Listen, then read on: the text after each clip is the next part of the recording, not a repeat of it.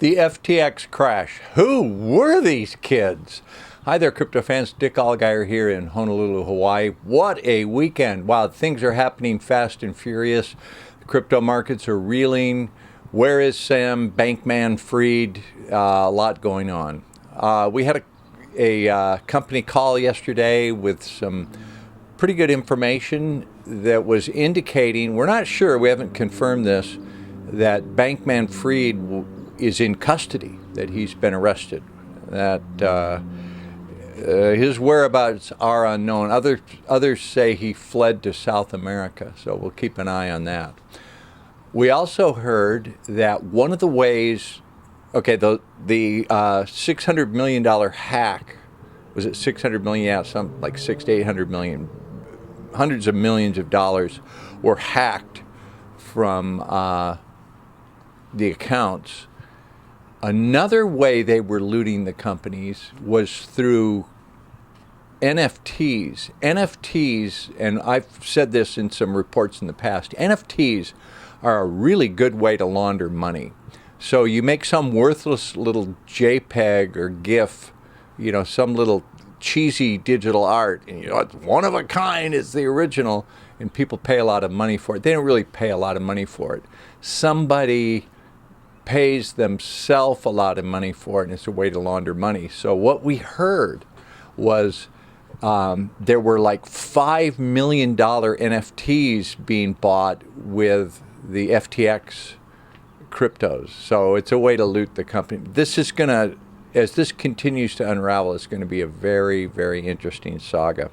What I want to talk about today is when you change the financial system essentially into a video game, which is what we're witnessing right now, the gamification of high finance involving millennial twits.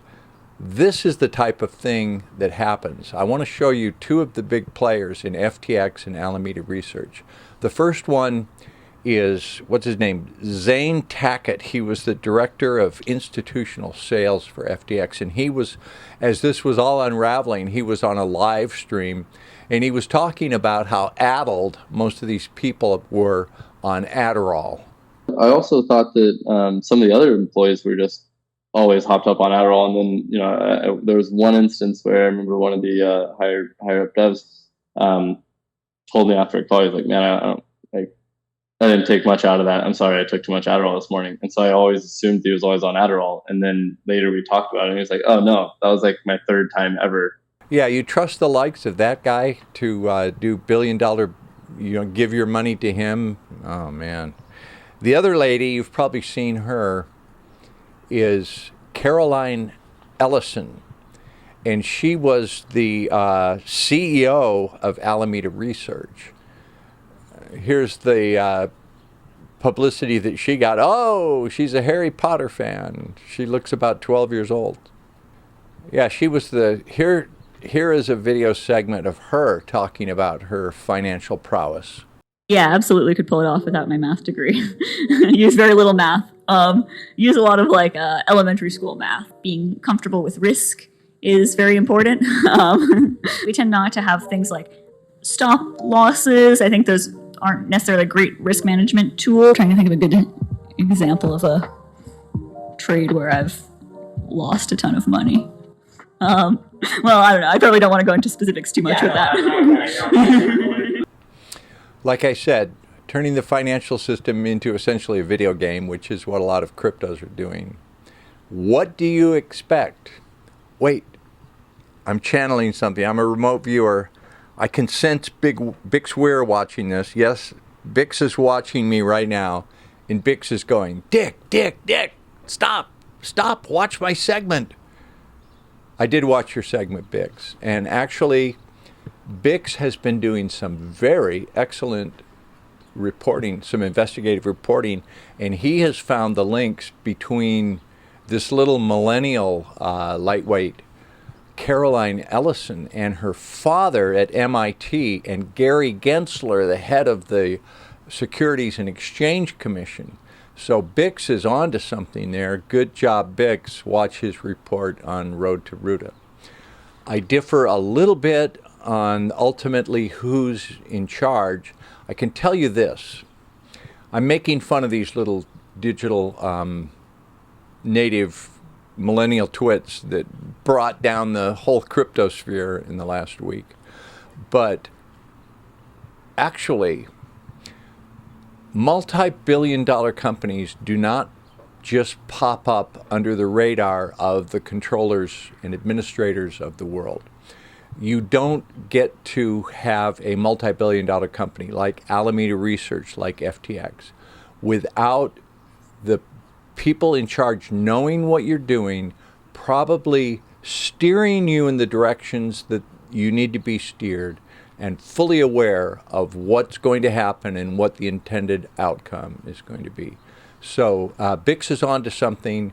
These little millennial idiots like actually, Bankman-Fried is probably not an idiot, and that little girl, socially a little inadequate, but apparently she's pretty smart in mathematics. And Sam Bankman-Fried is a pretty smart guy, and actually his heart may have, deep down inside, he may have thought he was doing something good. Maybe. I'll give him the benefit of the doubt. We'll see at his trial, if he goes to trial. He may have an accident. Interesting saga, interesting times. We'll just buckle your seatbelt, hold on tight, and we'll see where this goes. Forgot to make this point. So you're asking, Dick, if these mysterious people that run the world are totally in control of every corporation like Alameda Research and FTX, what was their ultimate goal? How did they let this fail? The reason would be for same thing I said in my last report, problem, reaction, solution. They want to get regulations. They want us to beg for regulations. And everybody that's been hurt, everybody that's seen the whole Bitcoin cryptocurrency financial system just stall, just halt in its tracks, probably for months because of this. You're going to be saying, please bring regulations so that we can resume the run-up, so that the big institutional money will come in. It's all going to happen in good time. It's all going to happen as the controllers want it to happen. Bix and I agree on that, I think. Anyway, whoa. Well, I don't know. I probably don't want to go into specifics too much with that.